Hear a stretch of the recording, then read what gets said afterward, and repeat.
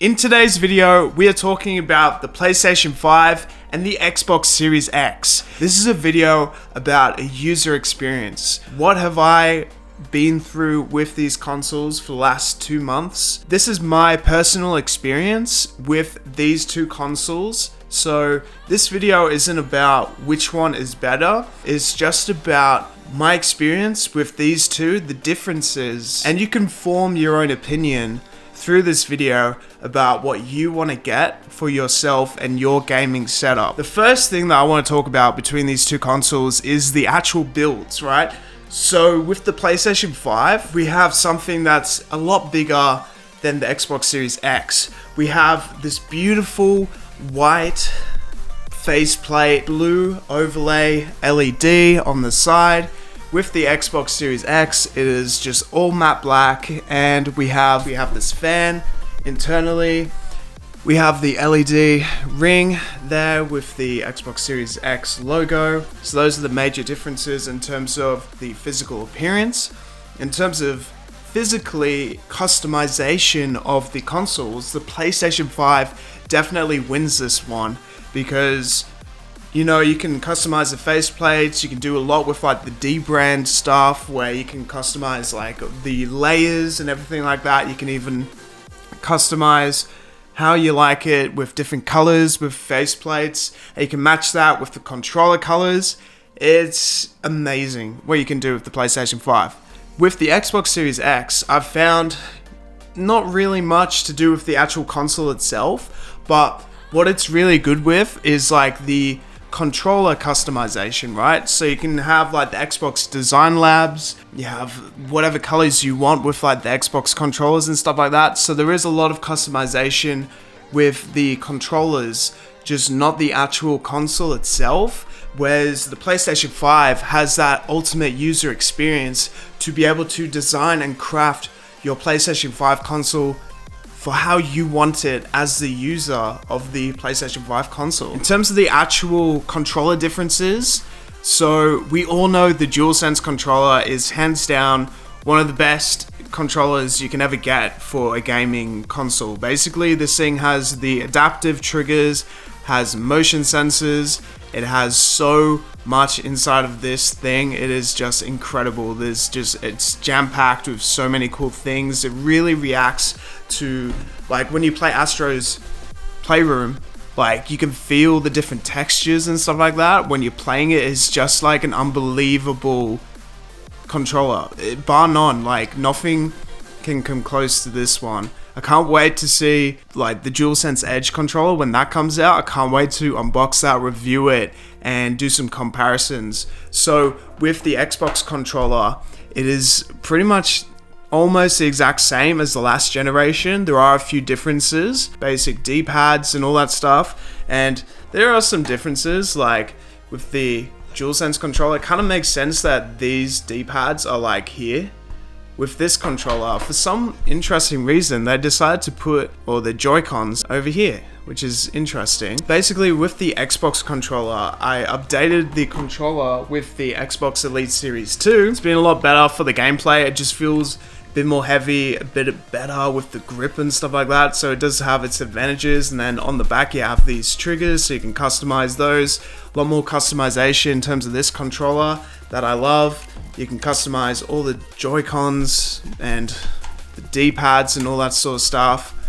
You can have this how you like it. I do like the texture on this controller a little bit more than the DualSense controller, but both fantastic options. But I think like the DualSense controller is just so good. You know, DualSense controller is definitely the king of controllers right now. And in terms of the user experience of the actual menus and playing these two consoles, I would say that actually Xbox has the better sort of customizational user experience. So when you open up the home menu, you can have it whatever color you want. You can have different widgets and all sorts. And then the PlayStation 5 just has like two different menus. So I like the PlayStation 5 because it is more organized. Straight away in terms of the console, we have two different menus. We have the gaming menu and then we have a media menu. Straight away in this console, we have the Blu-ray already inbuilt and it has the menu for it. It's separate to the gaming menu so it's better organized. In terms of this one, we have to download separate apps just for like the Blu-ray player and the music player and all that sort of stuff. So I would say in terms of organization, in terms of the UI design, PlayStation is definitely better because it has those two different menus. Whereas the user experience in terms of customization, definitely the Xbox. And in terms of the gaming libraries, like the first thing that I can think of when it comes to Xbox is Forza and Halo and Flight Simulator. Those are the top three things that I just think of when it comes to the Xbox. And in terms of the PlayStation, God of War, Gran Turismo, and Astro's Playroom. Yeah, and Astro's Playroom. There is a wide range of like different games, even Horizon's Forbidden West and all that sort of stuff. But those were the three things that just came to my mind. We've got great driving simulators right here.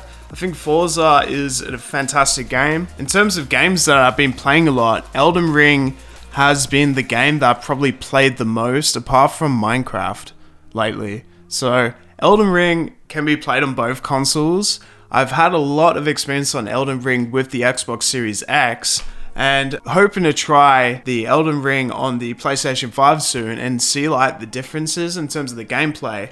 I'm sure there is not that much difference because these two consoles are beasts and can play up to 8K and can also play 120 HDR.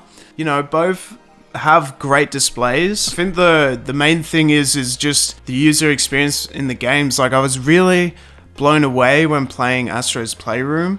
I think with the adaptive triggers and the actual controller mixed with the console experience, it's just like mind-blowing. And from a personal view, I think Astro's Playroom really set the bar for the next generation of what the games should be like how it really reacts to like the different textures on the floor and stuff like that. So that's where Astro's Playroom really blew my mind. There's plenty of amazing games. I think in terms of quality, PlayStation 5 has like so many amazing games with like Horizon Forbidden West, we've got God of War. I think most of the games that I can think of that come on the top of my head that I've been playing a lot recently, that have been like Elden Ring, Minecraft, even Skyrim and all that, WWE 2K22, all those games are cross-compatible.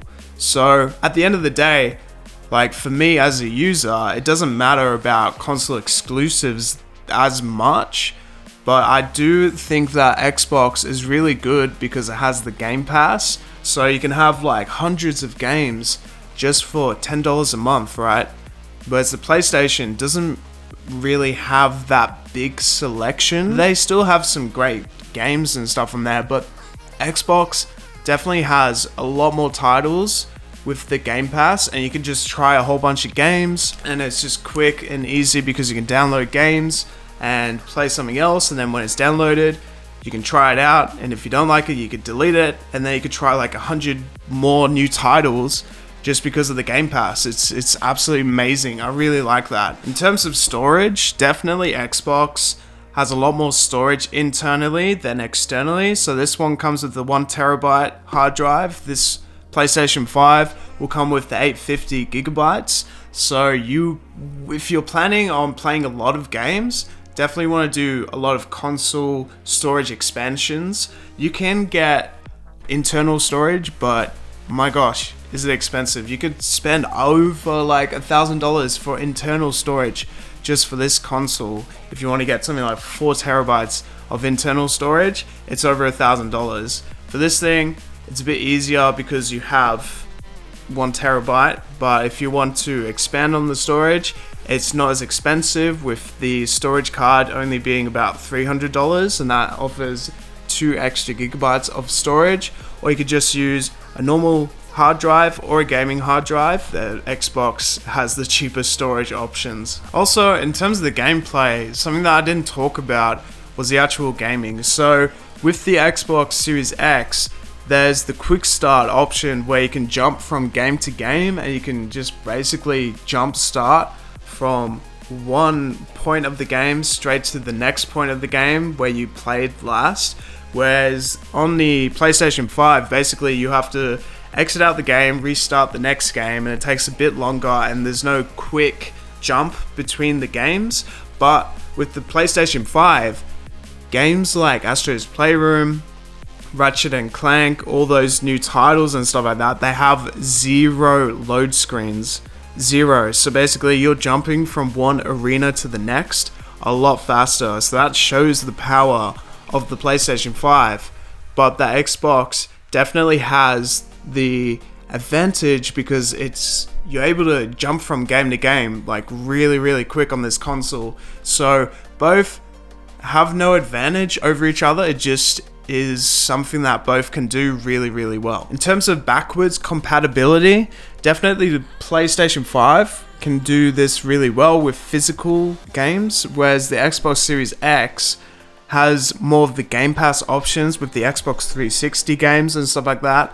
But the PlayStation 5 is backwards compatible with the PlayStation 4. Physical copies of the games can work better with the PlayStation, whereas with the Xbox Series X, you're going to be doing more digital downloads. With the Game Pass, makes up for it because a lot of the titles on the Game Pass and the library with Sony isn't as much, and you have to get the physicals, so it is a bit more expensive. In terms of gameplay recording, the Xbox Series X is a lot easier than with the Sony PlayStation 5. Basically, with the Sony PlayStation 5, I had to turn off like certain options, and that means that I'm limited to certain games when I'm actually recording the console. With the Xbox Series X, it just works straight away with the Elgato game capture. I don't have to worry about not being able to play certain games with it. It works and it's nice and easy, so Xbox definitely wins with the recording of the games. A few last points. Basically, in terms of price, I would say the Sony PlayStation 5 is a lot more expensive overall, in terms of the overall experience, than the Xbox.